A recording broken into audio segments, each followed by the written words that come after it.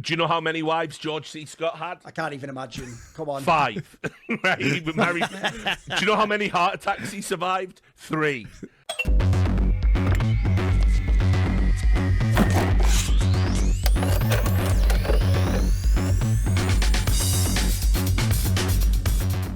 Today on Foreplay, we conclude our sports film arc with 1961's The Hustler. But before we get into The Hustler, we need to talk about our next arc, which is going to be quite a departure. And because we absolutely hate viewers, we are going to watch an arc called Psychedelic Horror. It's a very niche kind of horror that involves psychedelic drugs and or experiences. So here we go. It's going to be a wild one. Some mind-bending and terrifying films are coming your way. The first one we'll be watching is Jacob's Ladder, the 1990 version. Don't watch the remake. The second film Didn't even know that was a remake. The horror of even hearing that. That's psychedelic. They made a remake in 2019, I believe. That's like, yes. It reminds me of a similar joke. There's a joke like that, Monty, that goes something like a time traveler appears and then he goes, "Where am I?" And then they go, "The Soviet Union." And he goes, "Which one?" That's like what you just did to me right there. The second film will be Enter the Void. The third will be Altered States. The fourth will be Mandy. I hope there's some turbo normie just thinks, they've reviewed a lot of good movies. Let me just give this a try. Sits down, mind just fucked to oblivion by all 4 movies, of course. Like, I can't wait for this one. I think this is a banger. So when I was living in LA, Thorin recommended me Mandy because it's one of those Nick Cage films that he was just randomly in, and it is a horror film about a LSD taking biker gang that murders people. It's it's great. It's a very good movie, but I made the mistake of having a bunch of edibles and then watching this film for the first time. Yeah, I did that as well, Monty, but it made it not better the best for time. Me. It made it better for me. I lived that movie. I was there. I was with Nick Cage. Exactly, motherfucker. Exactly. Bit intense, was it, Monty? A little bit. Got It was to a a little good bit, time. did it? It was a good time. I love the idea he sat down thinking he was watching like Yellow Submarine or something like, oh, this will be fun. Oh, it's getting a bit dark. It's getting darker. Fucking hell. Like, I wish I could have seen you do the watch party or something like that. That would be amazing. It was a good time. Anyway, also, especially Jacob's Ladder, this first one is kind of a cult classic that has developed over the years. So we've got quite a few films, including more recent films too, in Enter the Void and Mandy. So why I haven't seen either Altered States or Enter the Void. So Thorin was leading the charge on this one. Why did you want to do psychedelic horror and explain why you selected these movies? I mean, first of all, this is actually the sort of film, no joke, that I like to watch. Like, I enjoy films that are like, I mean, the psychedelic part here doesn't tend to only be visuals, but there will be visual aspects and things will be overworked. Because one of the things, obviously, part of the implicit concept in what a lot of these films is, they want you, the viewer, to feel as if you are having a psychedelic experience as you watch someone else do it on the screen. And also, it's just obviously the ultimate creative license for brilliant people, isn't it? It's why, for example, I never used to be a big horror fan, but I always used to watch every Cronenberg film because you want to see what's he going to do with all the body horror and all these amazing effects and stuff. So, first of all, I think it is just going to be incredibly visually arresting as a arc if people have never watched these films. And then also, I actually think they do try to do a lot of like interesting psychological things with these films. Like, if people know, Jacob's Ladder is basically one of the best, like, both literal and metaphorical accounts of like what it would be like to be in a war like Vietnam when Agent Orange might get dumped on you or something like that. And then if you have like Enter the Void, that's essentially like the ultimate like near-death / post-death experience type scenario. Again, incredibly creative. I didn't pick Altered States, but it's right up the same sort of vein. So more of a classic style of like you're on LSD and you're having all visions and regressing through humanity and stuff. So I think it just allows you, if you're someone who is a brilliant director and sort of visionary thinker, it just gives you the ultimate license to do whatever you want with. And the Mandy one is just one where it's like, fuck, that just goes all over the place. Like that's all about like color palettes and fucking music tied together and atmosphere and dread. And again, by the way, that's actually, even though they're all mental, that's one of the hardest films to even explain to someone. Like, what's it about? Like, it's one of those ones where, like, the concept's so bizarre, isn't it? But you have to see it to understand what they mean. Maybe don't take edibles for this arc. Yes. If you watch it along with us. Like, just a thought. Yeah, you will have an interesting time. There's also a lot to discuss with the couple of movies that I've seen here, so it's really interesting because there are a lot of fascinating themes. There's also a lot of, weird time stuff that happens in this movie as time gets distorted. So yeah, it's what is real, what is not. It's a good time. I think you guys will enjoy it. I think there's plenty people could bounce off or not like or be too scary or disturbing. But I actually think if you haven't watched Enter the Void, Monty, it will blow your mind that again people didn't tell you like why to watch this movie and you watched already. Like just the concept alone, no one's ever done anything like that in a film. It's actually genuinely one of the most like mind-blowing films you'll ever see. Do you have any thoughts on the films we selected, Richard? I mean, yeah, obviously seen all of them, so it's going to be rewatches across the board for me. I think it's going to catch people off guard. Jacob's Ladder, I don't know. I think people really misread that movie. That's the one where it's like I don't even think it's a horror movie. I think it's like a very deeply afterlife affirming spiritual film. That's got like a really it's like disguised as a horror film, isn't it? Yeah, exactly. Like that's the hook to get you in, but actually what it's about is something entirely different. So obviously me and Duncan will get to talk about our favorite book, the Bible, which is always good. Bible studies on By the Numbers was a classic segment. So we'll do that. Enter the Void is probably one of the most interesting films of the last like 20 years. It's like no other movie. It's very unique in how it presents its narrative. Altered States is a classic, and as I said, Mandy, well, it's like the layer cake of everything we love on here on Foreplay, isn't it? We get Nick Cage, we get psychedelia, we get cult BDSM behavior, bikers. yeah. But that it's was actually like incredible we haven't done an occult arc yet, given the three of us. It might. Well, maybe this is the off ramp. Maybe we, as usual, like Mandy we wouldn't have to only pick the class. Look, we could go with things like The Exorcist or whatever, but there's plenty of other ones out there. Like, I mean, there's a classic one if you want occult ones. I think it's like an underrated one. Is that Lord of Illusions? If anyone's ever seen that one, that's actually quite a fun one with horror elements in. So there's actually that would be arc we should do at one point. And we all secretly love The Ninth Gate. So, sure. I mean, it is actually ironically one of my favorite Polanski films. Yeah. Yeah. So yeah, I mean, this is like there were people asking for us to do like another horror arc, and so this is like a horror arc but with a twist. It's not very broad. We obviously did the cosmic horror one, which we. I think if you like the cosmic horror one, this is right up your alley. This is almost the like companion. Because one of the reasons I also wanted to do these ones is I'm not like Richard. I was never super deep into horror, so to me, a lot of what put me off horror is horror's just Halloween and stuff, and Friday the 13th. Like that, they're not that interesting to me. They're more just like slasher flicks. So these ones are really interesting films, though. They almost like I could say it's almost only tangential to horror at times. Yeah. I have one more sidebar before we talk about The Hustler, which is that. So one of the things about Foreplay is that a lot of the views on these episodes come many months after we've released the episodes, which we're not used to because obviously we're in esports a lot of the time. And so we're making very topical content about matches that are happening where all the views come in and then nobody watches them later on because it's clearly not evergreen content.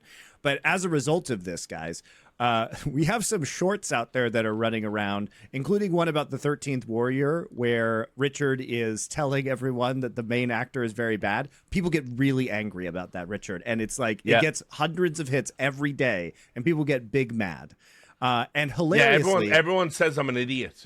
For saying that guy wasn't a good actor. Like he just objectively wasn't a good actor. Yeah, I know, like I don't even know where all his fans have sometimes come from, they get so mad that they end up going and watching the entire video on the 13th Warrior, so they get triggered and then go over there. So we got an all-time great comment, 7-8 months after we released the 13th Warrior episode, and I'm going to read it to you guys. Here we go. Anyone who doesn't like the 13th Warrior is a woke poser. The original director quit. He's got me there. Because the writer... He's got me there. He's nailing me right now. I don't even know why you would be a woke. I don't know. Like, are you? First off, let's just break that down. Are you posing as being woke, or what is the point of this? Also, just because you don't like the 13th Warrior, you're woke? I don't even know what that means. So here's his take on what happened during that film, which we talked about in this episode. The original director quit because the writer got in the way, yet it was still a great film. Guys. Okay. The writer didn't get in the way. It was Michael Crichton's fucking book, and they hired him because John McTiernan was being crazy and couldn't finish the movie, and the movie sucked. They had to bring him in. They had to bring him in because it was a mess. Listen, I can relate to Tiernan on this one. If I was halfway through that thing, I don't know. You know what? Maybe I should probably go to fucking recovery. He makes it sound like Michael Crichton just rocked up on set and was like, "This is all wrong." It's like, by the way, what guys, makes this take wrote the story in the first epically place. bad is at least some of the other people in the film are good actors. You picked the worst actor to defend, you moron. Like that guy has, like as Richard said, it's the closest to an objectively bad performance you could ever get. Let's continue. Not historically correct, but it's fiction anyway.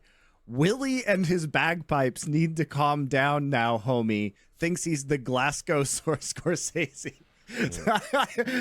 So by the way, nobody's definitely Scottish American, on this show. 100% American, because they're doing that thing again where like I'm Irish or something like that, you know, as usual.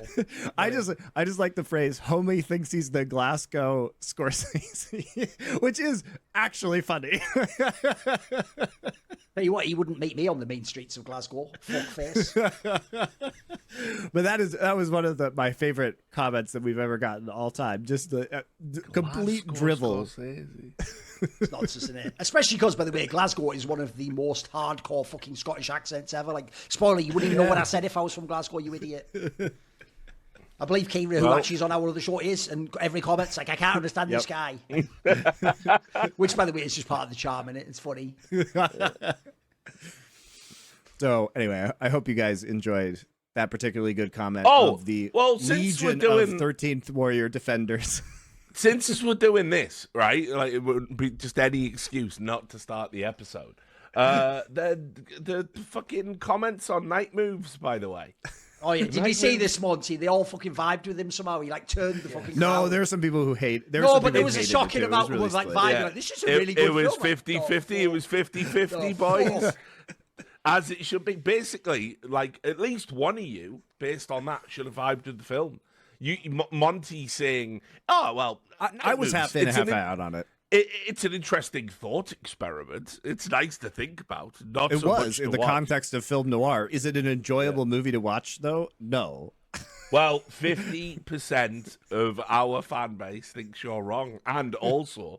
Someone even in that comment section says, I didn't like Night Moves, but I genuinely love The Beast Must Die. So, what a comment. By the way, that comment doesn't even make sense. Surely you should like both or none. That one doesn't even make sense. That's the weirdest take of all. We never could have predicted our own audience's Night Moves. I'll never feel bad about recommending these films ever again, because I do realize, like, you know, it is true what they say, like one man's trash is another man's treasure kind of thing. Yeah, so, but Night Moves just is treasure. It's you need to watch. You guys have to watch.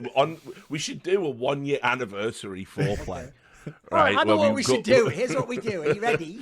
It's sort of a spit roast type thing. Next year, we re-up with an arc, and it's an arc in which we get to force the others to rewatch a film we already watched that they didn't like within the plot. So we just make them go, no, the second the rewatch is even better, and then we make them rewatch it. Because I'm going to pick one. I'll find one. I don't know what it'll be yet, but I'll find one. It won't be Revolver, but I'll find one. Right, well, it won't be Revolver. It will be Revolver. Let's just commit now. No Jurassic Park. And No, I was going to make you guys watch Jurassic Park because I enjoy it. No, here's the thing, though. You have to actually honour the arc, though. It has to actually be one where you do believe it would be better on the second watch, if you know what I mean. You have to do that part. But I don't believe that Jurassic Park is better the second time around.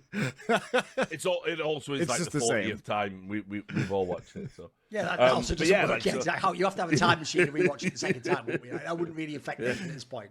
If anything, actually, by the way, the problem with Jurassic Park was, actually, Monty, it is awesome the first few times. I just have seen it 5 million fucking times, so, like, there's no suspense to me. It's, you know, like, it just doesn't work for me as a film anymore. Yeah. But I just want I want one genuinely person who watches this show to try the 500 days of summer experiment. Somebody must live this life. You're saying that now until they top themselves on day 290 or something, mate. Like they're going to get to the end now. They look at 500 times. I don't want to be in court explaining how our movie podcast contributed to like the death. And it's a mad, depressing our... fucking movie if you're a man. So like they actually couldn't even. That's the sort of like Guantanamo Bay. No, it's not. It's so optimistic. When at the end she's like, "My name's Autumn," and then the movie ends. It's so That's optimistic. like the sort of shit they do in Guantanamo Bay, where they make it sound like all we would do was make you watch a film, but it's like 500 times when you're really tired, and like that would break you. That alone would be torture. Christopher Hitchens would watch that film 3 times and tell you it was torture. Yeah, that is such a great reference. But honestly, to all the Night Moves homies out there, thank you. Yeah, and you're welcome as well.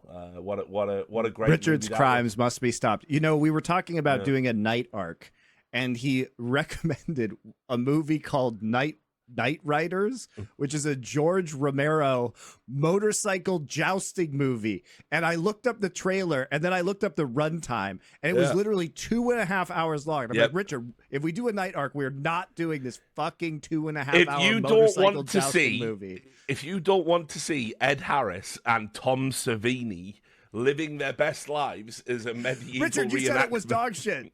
It is, yeah. It's easily it's George Romero's worst movie, probably. Well, worse from his classic arc, obviously. Yeah, but we're obviously veering into the obvious arc that is going to come, which is eventually we are going to do the so bad it's good arc, aren't we?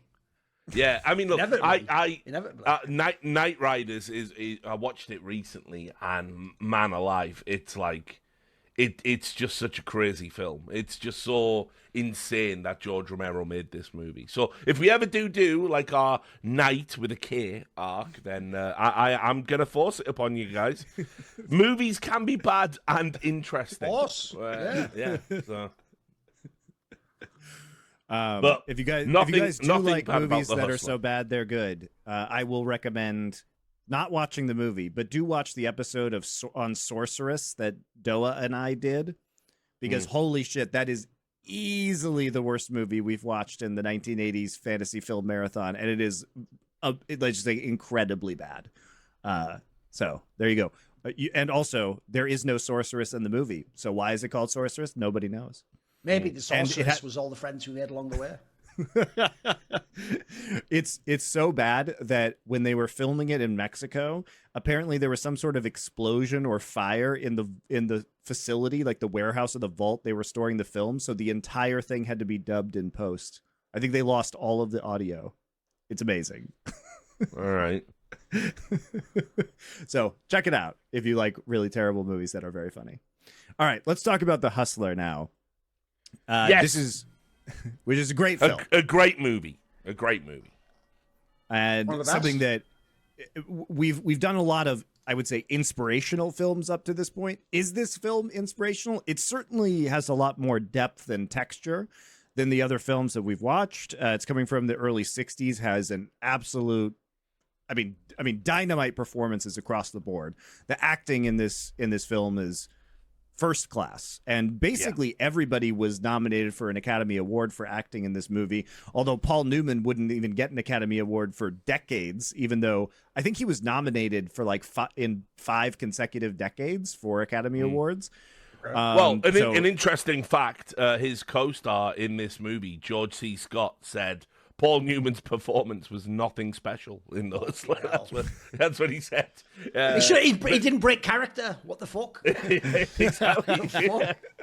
Because, by the way, the stupid thing is they both kill it in this film. They're both incredible. And also, the reason that's so egregious for Paul Newman is he's in like 1 billion classic movies too. He's really good. Yeah, which, by the way, George, in that interview where George C. Scott said that, he said the film Hood, which came out 2 years after that, he said Paul Newman is exceptional in that film. Okay. So it wasn't like he was... It's not like he's got a Paul Newman problem. He just thinks he didn't do anything special in this movie. Which, by the way, it's not that I'm inclined to agree with George C. Scott. I think Paul Newman's excellent in this film. But I do think George C. Scott steals the picture in every scene he's in. So there is that. But yeah, this film, there's so much to talk about. Eddie, is it all right if I get personal? What have you been so far? Eddie, you're a born loser. What's that supposed to mean? Where By would the you way, like to start? I'll tell you where we should start. One thing about this There you film go. is this is the perfect place. It's all about the performances.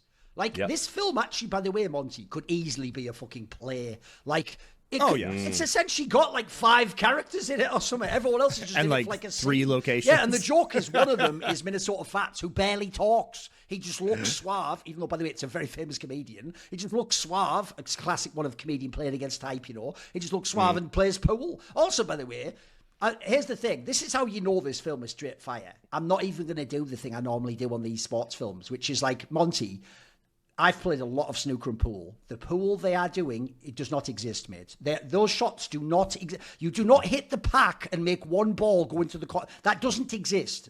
These are impossible shots. There's one where they hit the pack, the ball goes backwards into like the corner. But those aren't even possible. And also, if they were, you wouldn't attempt them in a money match for $1,000 a match. Like that part is insane. But all you need to know is that didn't even bother me in the film. I never ever thought that, because actually, like all great sports films, as we've discovered in this arc, it's not about the sport. Actually, the sport is to set up the drama and the sort of the highs and the lows and the element of fortune and stuff. And I think this movie, you don't have to give a fuck about Q sports. It is so compelling. And I actually think, like I said, I think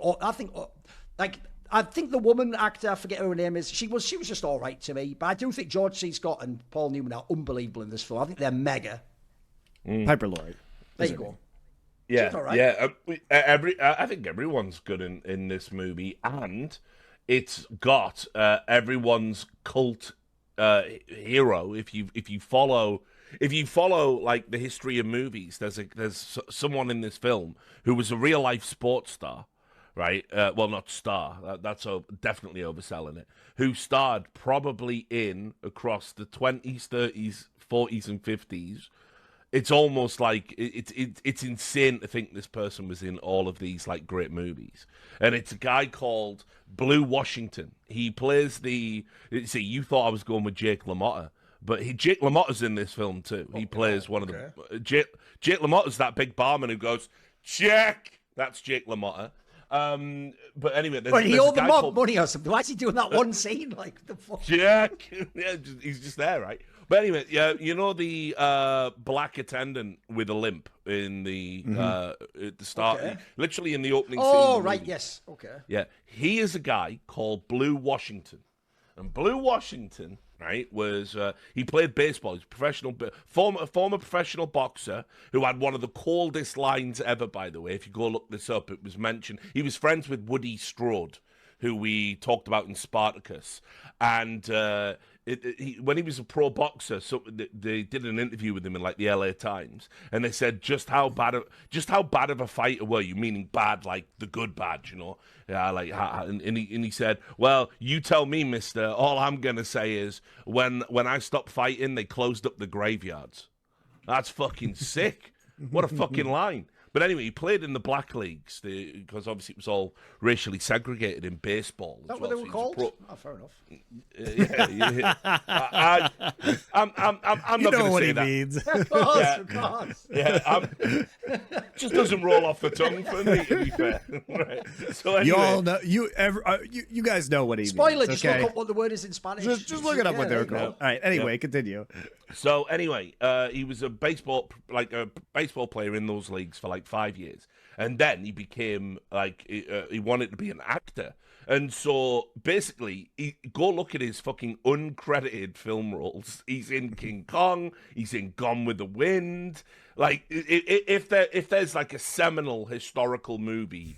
This guy is just in it in the background in a racially problematic role, right? It's actually mental. He must have done like 100 films. And in Woody Strode's What's the biography, reason, though? Is he just like beloved by the producers? Why is he in these films? well, no. So get this: in Woody Strode's autobiography, he said Blue Washington is his real name. Edgar Washington. Blue was his nickname. They wanted to make him a star because like he was like a really, really good. He was a good actor. So they made him a movie which was called something like Ormsby the Faithful Servant. So again, we got problems. He was Ormsby. And apparently, he was being paid $750 a week in the 1940s, which is fucking mental. And then on the last day of filming, he just didn't turn up, so they couldn't complete the film. And apparently, he was like some sort of insane playboy. He was like balling out. You know, he would just spend the money on, like, you know, partying and stuff. And so basically he got froze out of ever having, like, you know, he's got a couple of speaking roles, but he just got frozen out of Hollywood. But anytime they needed, you know, a black actor to play, you know, and as I said, they are really dubious, racially problematic parts almost across the board of his entire career. They just would go and get him, and he just loved the work, loved to be involved on the sets, and he took all the money. But like his filmography is insane. And here he is. This was his last movie before he died. The reason I mention this is he's like a cult hero. Like because of his career and who he is. Like all of his like posters that he was in and stuff to promote movies, they all go for a lot of money now. He's like he's like an iconic cult hero. But this was his last film before he died. And it's just crazy to think about because I've never had an opportunity to talk about Blue Washington before. So finally, the Hustler has presented it to me. Fascinating. He did all... Listen, he also was in Birth of a Nation, so... True story. That is definitely dubious. Yep. He would take, in fact. But in this way, this would be the greatest Jeopardy question of all time, wouldn't it? Like. Oh yeah. Yeah. Trivial Pursuit or something. You'd never get it, would you? Yeah. Well, exactly. If you said, name me the actor that was in Birth of a Nation, King Kong, and Gone with the Wind, you're never getting that. But now everyone who watches this podcast knows it was Edgar Blue Washington. Yeah. So. By the way, Monty, you hadn't seen this film, right? No, I've seen this one. Oh, right, okay. Okay, fair enough. Yeah. Yeah, I was going to say it's not a first-time watch for any of us, right? Because I mean, look, I had seen this film like relatively recently. Like within the last 10 years, I had also seen this film. What's bizarre to me is kind of fresh. Am I the only one? Me. I feel like no one ever references this film, so I picked it. I feel like for me, it's like a straight like 8 out of 10. It's a really good film, but like I never ever hear anyone reference this as a classic film. Well, it is like every other movie in this arc, isn't it? In the sense that the sport is but a means to explore something else. The sport is largely irrelevant. It just happens to be what Fast Eddie is good at. And really, it's about his development as a person. That's what it's really I think what's interesting about this, though, is that... By the way, if you are from esports, you're going to love this. This is what every player should watch this fucking movie. It'd be dope for them. What I think is interesting about this compared to the other films we watched is that while the sports in the others films were vehicles in order to achieve some sort of feeling or Field of Dreams kind of get over regret, or they were some sort of unifying factor between individuals or to stitch together a community, the sport here really is very incidental. You know what I mean? And it's not actually the sport that is doing anything with the plot at any point in time. It's all of the characters' interactions with each other in relation to the sport. You know what I mean? It's not like, oh, we came together as a team in this basketball game like Hoosiers. This is like we're playing pool, but all of our personal flaws are coming out as a result of playing pool. And then most of the actual drama that happens is completely away from the pool tables. Yeah, I mean the guy that directed it is a chap called Robert Rossen.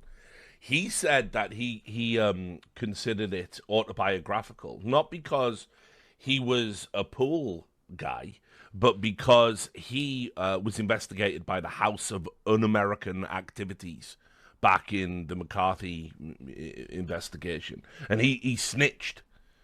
He snitched on all of his colleagues, and so when Fast Eddie gets into bed with George C. Scott's character, Bert or whatever he's called, that's what he was essentially exploring. It was like this Faustian pact, The House of Un-American Activities were like, listen, we'll take it easy on you. You'll get to make movies. All we want to know is who are your communist friends. And so he did. He ratted them out. And so he sort of wanted to do this movie to explore, what it is to be what it is to make a Faustian bargain and then realize you were wrong and sort of come out the other side on some sort of redemptive arc. Like I said right back a few episodes ago when we were setting up the arc, I said that like this kind of is a feel-good movie. It's a feel-good movie by way of feeling really, really, really bad. He does come to personal revelations, but unfortunately the price of those revelations is people he cares about dying. And also his own, basically his own failures as a person in terms of addiction and ability to control his own desires. And indeed, also, I would say, kind of a self-enlightenment in the way that he is unable to control his id or his base desires and overcome them for anything meaningful. He is a slave to his passions for the first part of this film, and ultimately he has to achieve a higher kind of spiritual enlightenment in order to become a more complete person. And also he's a person who's used because of his abilities, which often happens in sports, right? Where great athletes have a very singular skill. The George and there C. are Cook other character people could around just them be a that are, metaphor for the agent, couldn't he? Who takes this card and he sets or you the up. manager or whatever, right? Yeah, and so I mean, look, this could be it's Pool. I mean, look, they even remade this movie as a comedy, in the form of Kingpin, which is probably it's kind of an amalgamation of The Hustler and its 80s sequel, The Color of Money. But it's a broad comedy, and I think honestly, like that is probably the Farrelly brothers' best movie. I watched Kingpin way more than I watched like something Bill about Murray's Mary. character is epic in that movie. It's like Bill Murray's just. I mean, look, it's got Bill Murray in it. Like, what more do you want? But like ultimately, the things that are explored in this movie are like what it is to be a prodigious talent in something very niche, but you're so driven to be declared the best. I mean, understand, the movie opens up with Paul Newman's character winning. Well, he's shitting on the best player of all time. Yeah. Because I dreamed about this game, fat man. I dreamed about this game every night on the road. 5-ball. No, this is my table, man. I own it. 13-ball. He's beating Minnesota Fats. He's destroying his nemesis. But because he hasn't humiliated him to the point where he goes, you're the best, he can't walk away from the game and ultimately ends up losing all of his money and then going into a horrific spiral. Well, it's also the reason he does lose his money is because his arrogance takes over and he becomes, it's not just about humiliation, it's about his own ego at that point in time because his focus becomes not on the game. And I think, well, Minnesota Fats is shown to be a worse player. He's able to have the stamina to wait for the personal flaws of Fast Eddie to reveal themselves. And at that point in time, it takes over his cool head and he starts to play a worse game, which is why we get all of the quotes from Bert Gordon. Yeah, George C. Scott about him being a born loser. George C. Scott is absolutely right. He is right. When he says, look, the difference between you and Minnesota Fats, it's character. And he's 100% accurate. You think they call Minnesota Fats the best in the country just because he got talent? Nah. Minnesota Fats got more character in one finger than you got in your old skinny body. I got drunk. He drank as much whiskey as you did. Maybe he knows how to drink. You bet he knows how. I mean, George C. Scott is many things in this film. A liar sort of isn't one of them, really. Like, he actually... No, he's on the money, but you know what's funny about his character is that Bert tells him the truth, but also manages to manipulate him at the same time, which is kind of a weird combo because even though he's telling him the truth, he knows that telling him the truth is going to enrage Fast Eddie, and that is going to draw him into the trap where he needs to prove that he's a winner, and the only way he can prove that he's a winner is winning, and the only way he can do that is with Bert's money. Yeah, exactly right. Maybe you ought to give me lessons. Sign up. Where do I sign? First match I got in mind for you is Louisville, Kentucky. You name the place, boss. I'll be there. And I mean, look, it's kind of interesting because Duncan brings up esports, and while I'm always loath to talk about our esports life and the world of esports on our movie podcast, I will just say this: in terms of nailing the archetypal exploitative manager that sells you a false bill of goods while pocketing 75% of the money and telling you, you stick with me, I'll make sure everything's going to be okay. Many such cases in esports. That's pretty much, if you go back to 2005, 2006, when I first got into it, that was pretty much what an esports manager was like.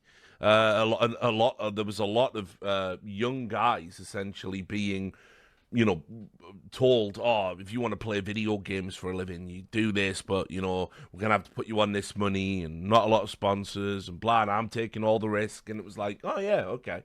That was it. George C. Scott nails that role. And I guess, obviously, it is just a tale as old as time. There was probably some gladiator getting fucking rinsed by a George C. Scott character, back in the fucking, BC times. So, and what's so depressing about this, too, is that Fast Eddie has a reliable partner, Charlie, who wants to help him, but his own arrogance and his own kind of twisted drive caused him to abandon Charlie, even though Charlie wants to get him out of this situation and just back on the road, hustling and making money. Right. And having the stable life that they did. And instead, Charlie finds him with an extremely dubious woman that he's crashing with, who is an alcoholic, who is actually sending Fast Eddie into alcoholism. And he begs him to come out. And instead, Eddie gets angry that he held out money when he was playing Minnesota Fats, that he wouldn't spend the last of their money so he could win, which obviously he wasn't going to do in the state of mind that he was in. He was tilted. It was tilted at the end of that game. And he rejects that, a man who treated him almost like a son and had his best interests at heart, and not only rejects him, but forcefully rejects him, insults him, says that he basically meant nothing to him that entire time, and is horrific to him. Lay down and die by yourself. Don't take me with you.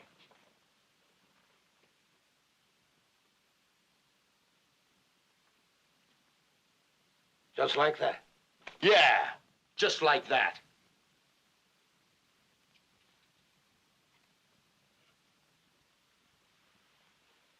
And in the absence, in the vacuum that is created by Charlie and his lack of money, in walks, Bert Gordon, who is the devil. Right. and fills that hole. And eventually it does lead Eddie to his own personal revelations and real change. But the price of that is much higher than it had to be. By the way, I even think, if we're going to go on the George C. Scott character a bit, there are so many elements to this that are interesting because of the subtlety of the performance. Even though at times he's shouting and he's big presence, there's a scene when he's arguing with the woman where basically he just looks her just dead in the eye. That's all he has to say. That just is power. It's so intimidating and powerful in this film for me. I mean, by the way, which is mad because the opening scene when you see him, he looks like fucking Roy Orbison or something. He sat back with big fucking shades on on a deck chair or something. So he's mega. And as you say, Monty, he's totally right. I know he's portrayed as the bad guy in this film, but everything he says is right. By the way, if he didn't say those things, the character wouldn't actually make the transformation from the fool or whatever into some other aspect of the archetypes, right? And actually, the most underrated part, I'd even forgotten this part. In my mind, I thought at the end, they tell him sort of you fucking won't walk out with the money or whatever. And actually what happens is Minnesota Fat's nah, let him leave us. No, it doesn't even do that. The Minnesota Fats guy says, fuck all, mate. And basically what you actually find is the George C. Scott character was actually so legit that when he sort of realised, actually this guy's made a good point, he just let him go out. He chooses that entirely of his own, by the way. He has that entire room of mobsters and goons who could just beat the fuck out this guy. He actually, on some level, gives him sort of a level of respect for this journey he's been on in the film. So I actually think that part's even underrated, mate. Yeah, I mean, look, what can you say about George C. Scott, right? I fucking love this guy. This guy, his performances across the board in his career are fucking mega, and like he also was like a super interesting guy. So even though he's in a bunch of movies that I love, like this and Anatomy of a Murder and Doctor Strangelove, my beloved Exorcist 3 that we are gonna do at some point. No one's escaping that one. That was his last great performance in 1990. But he was nominated for an Oscar for this, but he refused it. He refused the nomination. He refused every nomination he ever got, and even refused winning it in 1970 for Patton, because he said performances can't be compared to each other. The nature of comparing performance and making it competitive is inherently ridiculous. So he just was like, every time he was nominated for an Oscar, he said, "Take my name off. I'm not interested." So he was like a very singular-minded kind of guy when it came to his performance. And as I said, I think he's fucking amazing in this film. I think actually he does steal the movie from Paul Newman. When we were talking about this last week, we thought we were going to record it then, and then we didn't have time.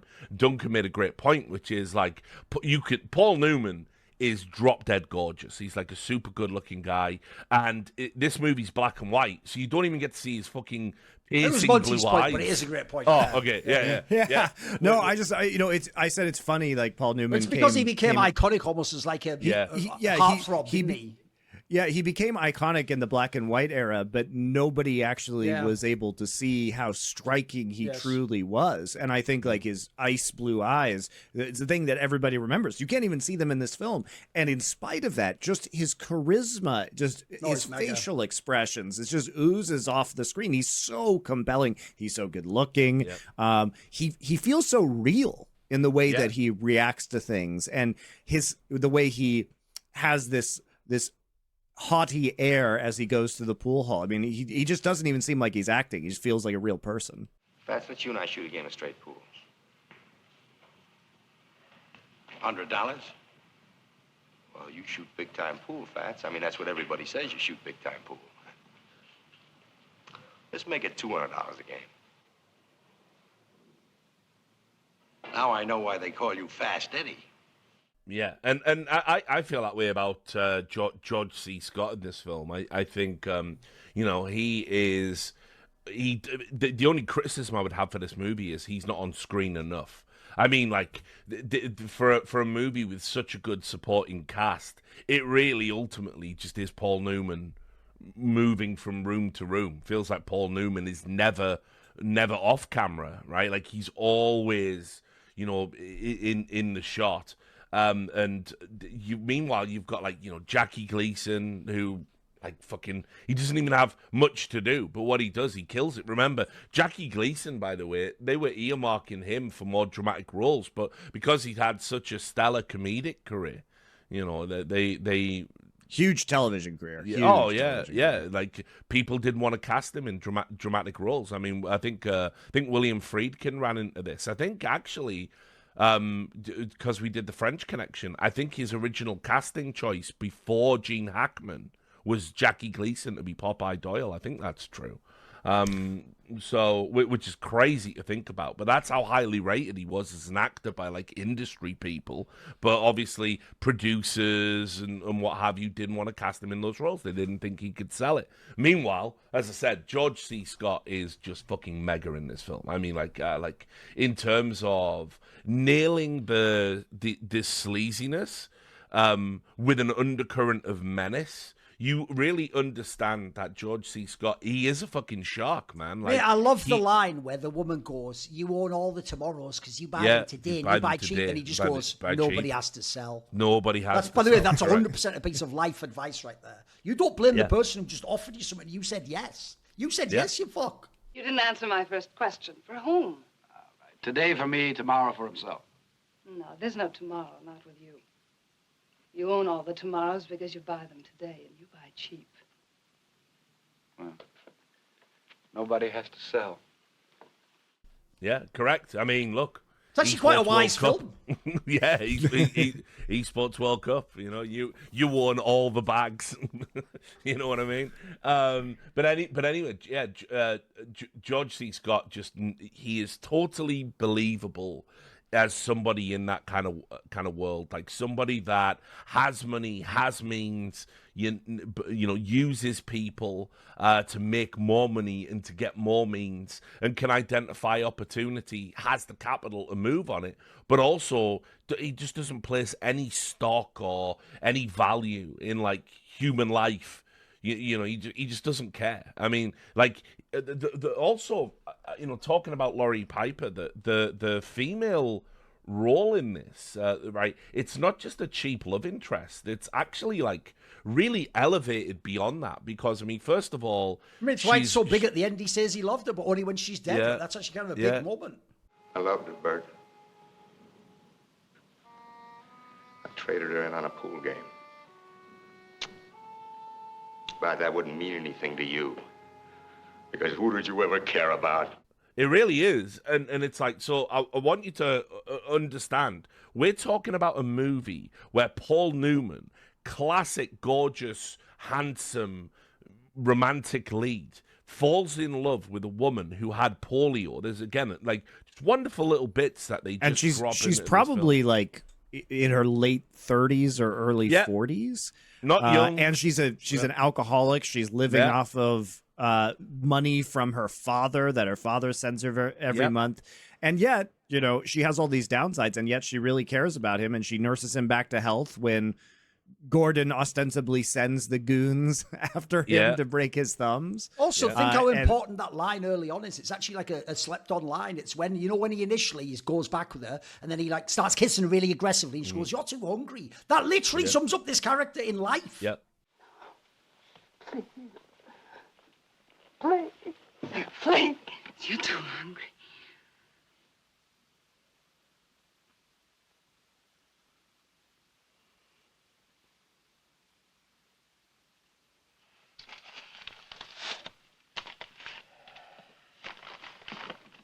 Take it, it's yours. Yeah, correct. And she is very perceptive. She's just dogged by addiction. Yeah, I mean, but also as well, like, I mean, one of the things that's great about the movie is it doesn't make any excuses for who she is. Like, she's had a hard life. You know what I mean? She even says right at the start, like, I got troubles. Like, you don't want to be around this, but he's got troubles as well, and he treats her terribly, and yet she's still able to empathize, and despite all of her flaws, she is essentially the film's moral center. In a way, it kind of does all revolve around her. She never does anything heinous. In fact, she only shows him love and affection and care, and wants to protect him. There's a scene, and I've never known how to interpret it. There's two ways to interpret it. It's when they first meet, and after he does the kiss, and she goes, "You're too hungry," and again, there's that wonderful, like, he just tucks the bottle of whiskey under her arm. Think how dark that is as well. Yeah, exactly. Like, I'm just giving. I know you're an alcoholic. Yeah, I know you're an alcoholic. Right, there you go. That's yours. Right. And away he goes. But there's when he finally gets into her apartment and they first meet, and he's lying on bed with her, and she says, like, "Tell me about yourself." There's a scene where there's like a window here in the shot, and he leans back and he goes, "Okay," and he closes the shutters on the window to the audience, and then the scene ends. I got my things over at the hotel. I'll bring them over, lady. Come here. I'm not sure. I don't know. Well, what do you want to know? And why? And I've always wondered, is that him? Right. So is that a visual reference to say, oh, he's not opening up to her, he's actually closed off? Or is it a reference to say he is opening up to her, but only her, and everyone else? All right, I took it as the former. Off? I took it as like his whole behavior. At this point in time, I would say the engage former. with real emotion. You had to sort of always be on the surface. Because there's also a line later in the film where she says, "You're hustling me. You always have been." And he goes, "No, that's not true. I've never hustled you, even when I thought I was." And like my interpretation of the film has always been at the start of their relationship, he just needs somewhere to stay. He just needs he has no money, company. Yeah, he's got no and money. You can see he is a guy who could just pick anyone up. He has the charisma. He can turn it on. He's just trying it because he's just like, I'll just give this a go. Yeah, it's just throwing it out there. Yeah. So probably it probably is the former, but I do think it's interesting because the way he talks about her before she dies in the film, he does seem to be genuine in terms of, no, I wasn't actually hustling you. I was genuine in my feelings and genuine in my I disagree with that. Like, I just don't feelings. think he's a reliable narrator, Richard. No, sure.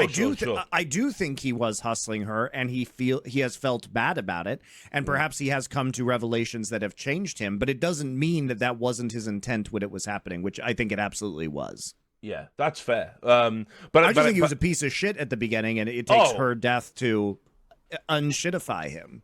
Yeah, I mean, let's be absolutely clear. Like, Paul Newman, the character in this film, is human garbage. Oh, he's very selfish. By the way, that character early on, like you're saying, the Charlie guy, he's just a piece of shit to that guy. That guy's just helping him all the way. But both Charlie and Sarah do nothing but help him. Yeah. Yeah. And try and enable his gifts, and he does nothing but scorn them, basically. Because he hates you. Because of what you are. Because what you have and he hasn't. Would you get off my back, Sarah? Once and for all, would you get out? Would you get off my back? Which, in a way, I mean, you could take this film not as so much as a sports movie, but almost as like a meta commentary on the nature of addiction. You could easily read it like that. Paul Newman's character certainly is addicted, almost to his own mythos. He wants to go out, beat Minnesota Fats. That's the only thing that's driving him. And it's kind of weird. Well, everybody's trying to fill a void, right? Yeah. And the thing that I think is so cruel about Fast Eddie is that Charlie has a void where he needs the affection from Fast Eddie as a partner, right? He needs him he wants to be that father figure. He wants to be his closest friend, and Eddie won't give him that. And even more, what's even more unnerving, I think, is that when Sarah says they're lying down together on the grass, and Sarah says, "I love you," and he just stares at her and says nothing. And he will not give her the thing that she needs. He's not going to fill that void.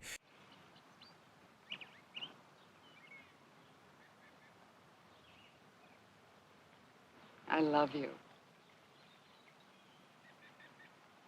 You need the words? Yes, I need them very much. If you ever say them, I'll never let you take them back. And it's not spoken, but we do get the sense that Sarah probably didn't have a great childhood, doesn't have a great relationship with her father, which is why her father is now just paying her money to placate her. He might be a rich guy who didn't give a shit about her. We never see him. She's never talking to him, but yet he sends her money every month. Isn't that odd? And so you get the sense that this is some sort of reparations for things that were done or was done to her earlier in her life. And, Eddie himself, in spite of being this addict and needing this thing, he is so blind to the needs of everyone around him. And it could be so easy for him to give these people the affirmation they want, and he refuses to do it. Yeah. I mean, obviously, obsessed to a fault with, proving he's the best at something that ultimately... what are we talking about here? You're known on a backroom black market fucking circuit for pool, as being the best player. And I think that's what's so funny is like this is a very small community of players, which we see because as soon as he starts like hustling Minnesota Fats, he can't go This anywhere. is a topic I want to get into. The paradox of the title of the film is that by becoming Minnesota Fats or Fast Eddie, you will never get an easy hustle again. This is actually what people don't understand. I've got a very interesting analogy to give you that I know about from the poker world, which goes like this. If I actually was to tell you who the guys who make loads of money and have a really easy life in poker, you've never heard of them. Because they don't play in tournaments. They don't play in the biggest cash games. Because why would you play good players? What you try to do every time is sit down at a table with high enough stakes that you can make good money, but where you are much better than all the other players, and you do hustle them. You just make it seem like you're a normal guy, and you just over time, you just somehow leave with all the money. And you're an anonymous fucking guy. You just leave, you have all the money. To actually do what he is doing now is stupid as fuck. It means that the first hustle from the beginning of the movie will now no longer work in that town. Because all the other pool players also saw you. Just be the best player in the world, and you were godlike when you did it. So it's not just a town; it's New York City.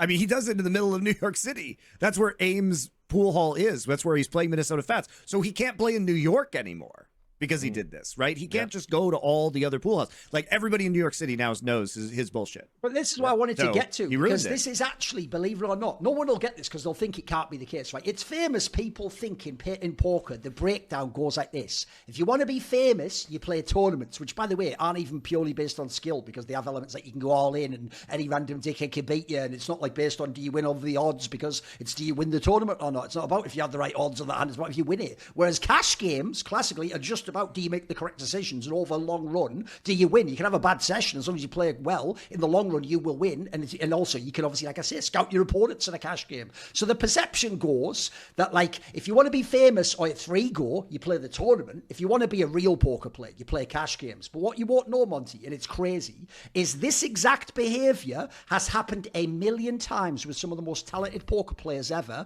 where they, especially in the online era, believe it or not, what they would do online is they were the guys who could play at the mid-level of poker and literally make millions every year, almost guaranteed, Monty. But what they would do is when they'd run up the bankroll to millions, they'd go, I want to show I'm the best player in poker, though. And they would intentionally go and play people like Phil Ivey, like a legendary player who's a godlike, because at the time the rep was he was the best, he was the Minnesota Fats. And they would do games with him, right, where, by the way, he's also a gambling degenerate. They would just play heads-up games where, like, the swings, Monty, are like, you win 2 million tonight, I won 3 million the next day, though. Have you got enough money? Because I'm going to win $1 million. And they would just do this, even though for both of them, it makes no financial sense. In fact, when they fuck up like this, they have to then go away, like in this movie, and the equivalent of playing for $20. By the way, that's an angle where people won't understand it. Because one, this is why it ties to esports. It is about the idea that, in a weird way, the guy you want validation from isn't even the room. It isn't even the scene. It's the guy who is the best. It's the guy you think is the best. That's why you notice he's incredibly complimentary to Minnesota Fats in this film. Yep. You want that guy to just tell you you're good enough. You are the best, mate. You play a mean game of pool or whatever the fuck he says, you know. So what people wouldn't understand as well is this also ties into the idea of gambling. The biggest myth of all time with gamblers is that it's like, you're just a born loser. Yeah, but it's the way, though. Believe it or not, a gambler isn't addicted to winning money. He's addicted to winning. That's why he can't walk away, because when you walk away, you can't win anymore. So even if you've won, Monty, as much money as possible, you're not there for the money. You're not actually a greedy, believe it or not. You're addicted to the feeling of winning. So to have the feeling of winning, you have to play until you've got no money left. That's the only way you can exhaust the feeling. If people get that concept, you will understand this film. That is why, remember at the beginning of the film, he goes to play the best pool player in the world, and all he wants to do is win $10,000, an absurd amount. He wins 11,000 and can't stop.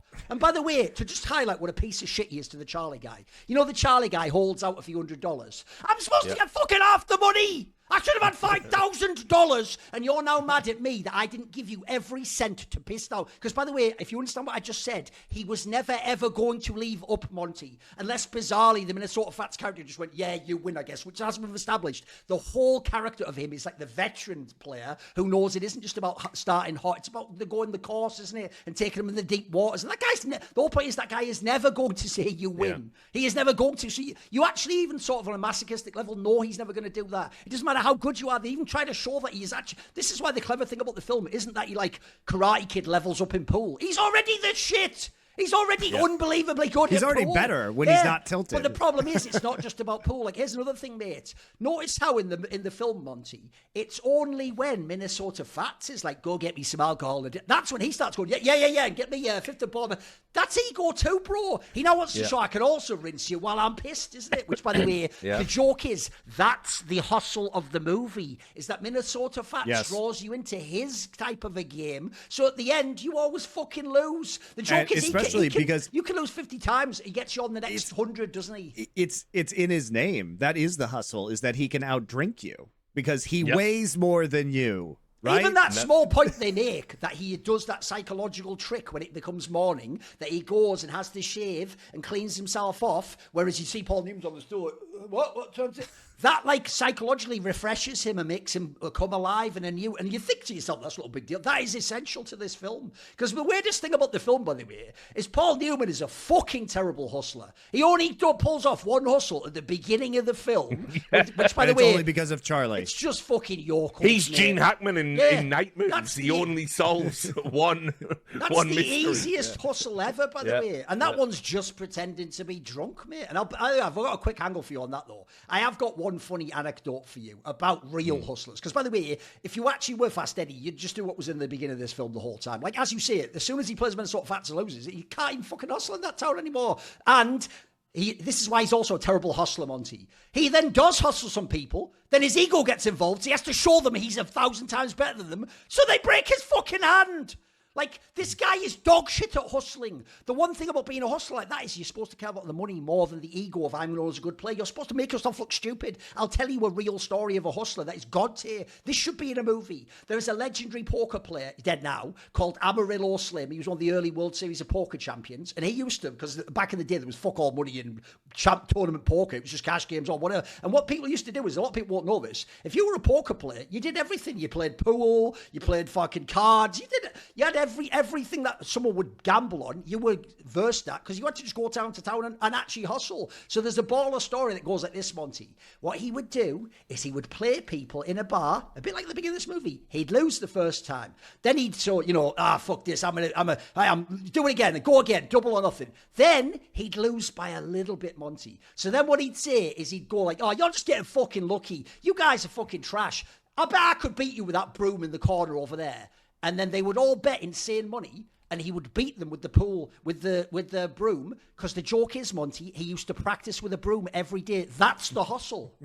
Because no normal person, that's the genius of all hustles. If you've ever seen a film, it's about tricking someone in car. The genius of it is, you never realize until the penny drops at the end that the whole thing was the hustle. From the beginning, the losing, the letting, the building up the confidence. That's the genius of it. By the way, as I say, Paul Newman is terrible at that in this film. If anything, it's only maybe in the relationship he hustles someone. Aside from that, he's just getting wrecked by everyone. When he gets his thumbs broke, it's totally avoidable. He goes, right, because you said that, I'm going to beat you straight. And he just 10-0s. No, it's mental. Like, don't do that. He's so mental in it, I know. Yeah, that is not a hustle. But that also shows how self-destructive this guy is. A miss, friend. I don't rattle, kid. But just for that, I'm going to beat you flat.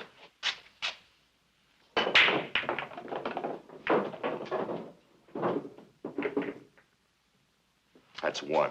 Essentially, he's one of those people. I've seen this so well, he too was many also times in life.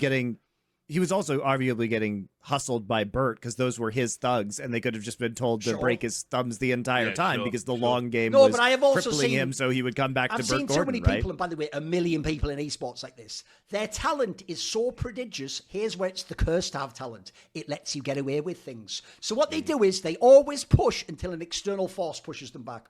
By the way, I don't even need to name the names, but you can Forgiven, Config. There's a million players in esports were like this. By the way, they had the potential to be the best player, and instead what they do is they do things like, the difference is Simple did this but made it. They do the thing of like, I'm a massive dickhead, but I'm so good at the game. Oh, fuck, we better let him get away with stuff. Well, now that I'm getting away with stuff, now I don't even want to be the guy who practices. And you know what? Maybe I don't do media either. And you know what? Fuck it, kick that teammate who's good, a really great guy.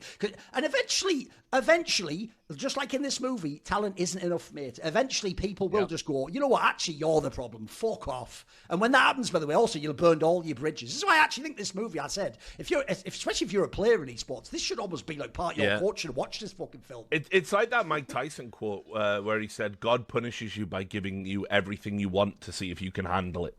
A banger. Yeah, absolute banger. Like by the way, you're talking about, wisdom, sporting wisdom. Mike Tyson spitting out fucking philosophy while he's ripped to the tits on magic mushrooms wouldn't have been on. I wouldn't have expected to be seeing that in like 2025, but I'm glad I am.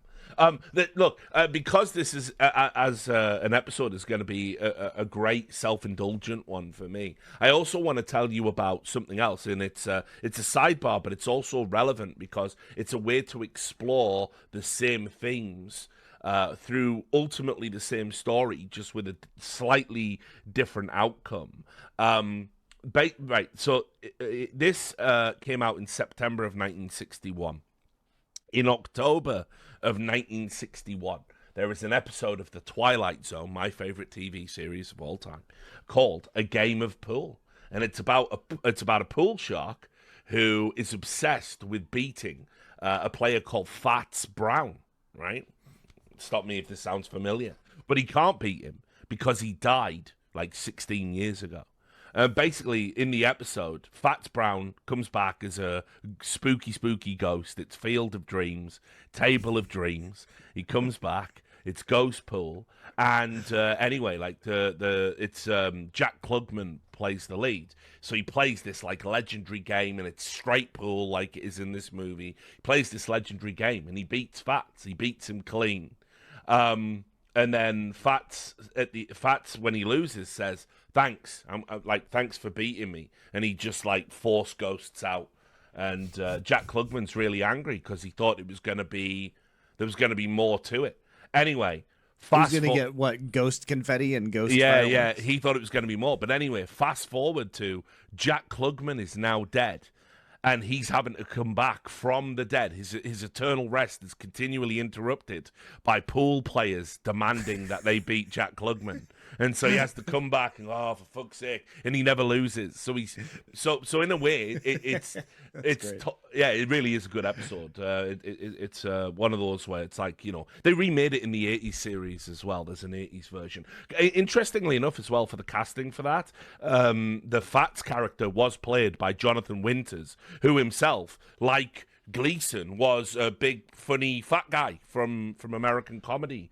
But anyway, what that is saying is kind of also it's a little bit kind of explored in the Minnesota Fats character. Like, imagine being that guy. Like, what is it like to just be continually, he's the best, I've got to beat him. Like, every single day I have to rock up to the pool hall. I can't just have my whiskey. I can't just, there's some guy gonna fucking test me. He's always gonna be there. Also, always notice, Richard, he me. Doesn't even get the same pleasure because it's not his money. No. He's just playing for someone else. He's just a hired soldier essentially in pool. Correct. And what you realize is at the end, like, there's like a real, like, I don't know. I always got the read that when like Fats Minnesota like loses, he's not like devastated. You also realize he's not even a nemesis. He's not. He's a professional, Richard. That's the whole thing. Yeah. Like, he has all the composure. He has all the poise. He's the one coming up dressed and he appreciates in a good shot. suit. He's the one, first of all, doing the classic pool thing where you tap the cue and they do a 6 shots error. He doesn't have to do that. He's playing a money match. This guy actually gives it up pretty good. Yeah. But this is the thing. This is why Burt Gordon targets Fast Eddie's, because Minnesota Fats will do this, but he's a pro. He's just going to take, he'll take a reasonable cut, most likely, with Gordon's money, right? And he's reliable, and he has the killer instinct. He knows how to be a subtle hustler, like we saw with the whiskey when he was losing. But at the end of the day, this guy, it's a job for him, and he's going to do the job well. And I think that's his character, right? And that's why it's said that Fast Eddie has no character, that he's a loser. I mean, Fats is a winner because he is treating this professionally, and he comes off as incredibly polished. Yeah, I mean, like literally, he's like really, really, like, he seems so serene even in defeat. Yes.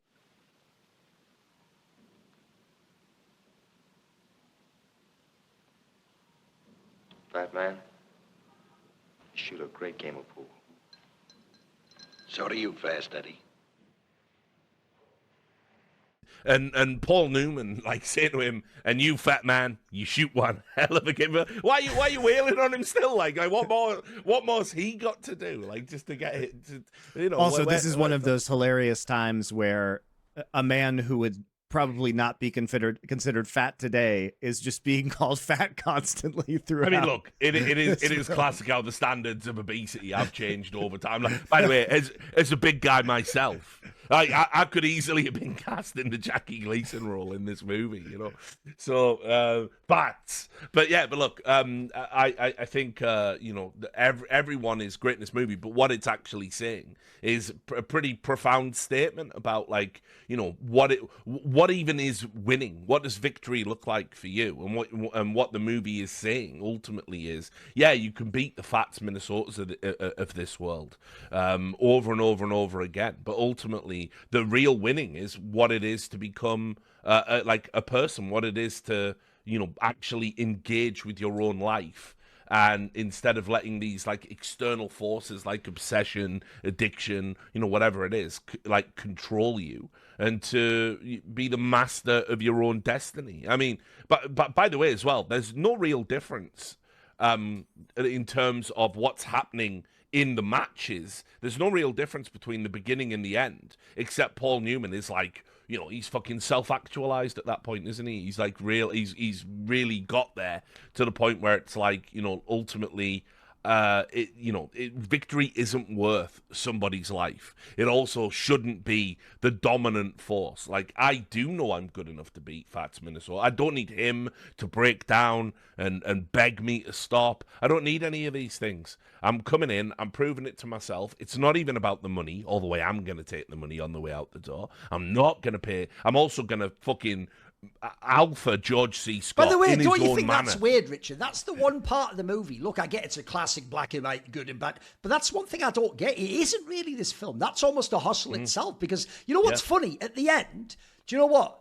I'm sorry, Paul Newman. It actually is partially your fault that woman died. And yeah, do you know what? He literally did give you the character that has now made you not a worthless piece of shit who would be magnetically drawn to failure. Like, listen, you might not like that, but that's why, like, put it this way, in, like, I think it's in, like, Hindu philosophy or something, they have a phrase like that. They say that if you want to learn, it'll be painful. You have to sort of, like, break the shell of who you were. Like, that's the weirdest thing. In a way, you should actually thank that fucking guy at the end.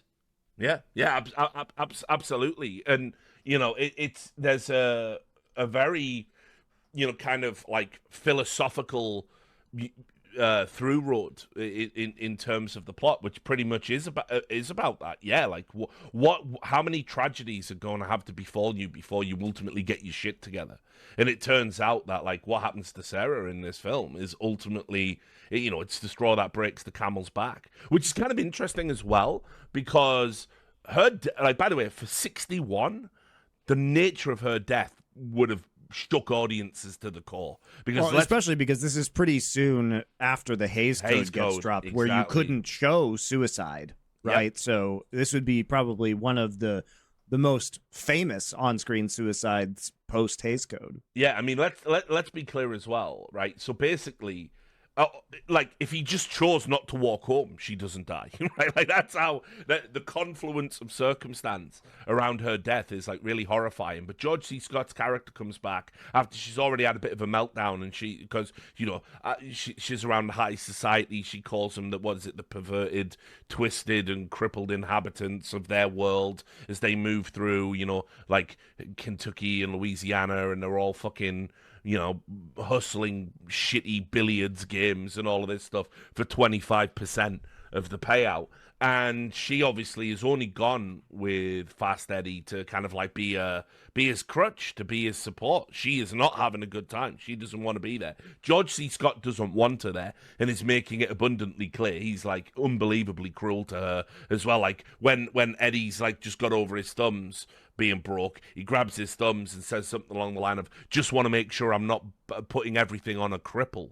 And obviously that's, like, he's saying to Fast Eddie, that's what you're doing with her, because she's got polio. And she goes, I'm sure he didn't mean any offense. No, Bert knows exactly what he's saying. Like, he knows exactly what he's doing. And so her death is, he comes into the room and says, Eddie told me to give you some money to fuck off, essentially.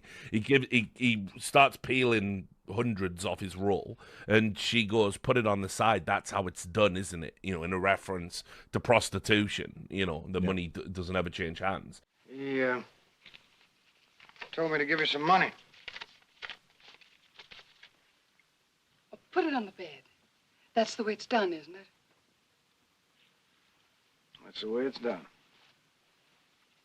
Then George C. Scott kisses her, forces himself upon her. And obviously by this point, she's so miserable and dejected and wanting to push herself over the edge. Obviously, it's not shown explicitly in the film, but she does sleep with him. I mean, that's like, obviously what happens. She's in his room. And then she goes into the bathroom, writes perverted, twisted, and crippled, in lipstick on the mirror, and then kills herself. Which was her line earlier Correct. in the film about everybody who was around Fast Eddie. Those are the words he used to describe his company. And there's something like, you can understand why this would be shocking to a contemporary audience. Like, she has literally pushed herself to making herself feel as worthless as possible by sleeping with a man she despises and ultimately rejecting the man she loves, so she can, like, gin herself up to fucking top herself. And it's like, fuck. And, like, when Eddie gets back and sees her dead on the ground... By the way, Paul Newman does a great bit of physical acting in this scene. He slumps into the doorway when he sees her body. He just crumples, There's just, like... you just visibly see the life in the air go out of him.